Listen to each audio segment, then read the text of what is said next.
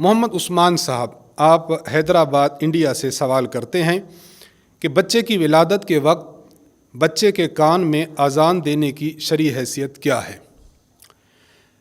جامع ترمذی میں حدیث نمبر 1514 میں حضرت ابو رافع رضی اللہ تعالی عنہ ارشاد فرماتے ہیں کہ میں نے رسول اللہ صلی اللہ علیہ وسلم کو دیکھا کہ آپ علیہ الصلاۃ والسلام نے حضرت حسن بن علی رضی اللہ تعالی عنہما کے کان میں اذان کہی جب حضرت فاطمہ رضی اللہ تعالی عنہا کے ہاں حضرت حسن کی پیدائش ہوئی، اور آپ نے اذان جو نماز کے لیے دی جاتی ہے وہ اذان آپ نے کہی ہے۔ اس روایت پر امام ترمذی رحمہ اللہ نے جو حکم لگایا وہ حسن صحیح ان کا لگایا کہ روایت حسن صحیح ہے، یعنی قابل عمل اور قابل اعتبار ہے۔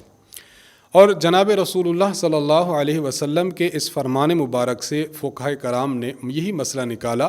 کہ اگر کوئی بچہ پیدا ہوتا ہے تو اس کے کان میں اذان کہی جائے، یہ مستحب اور مسنون عمل ہے۔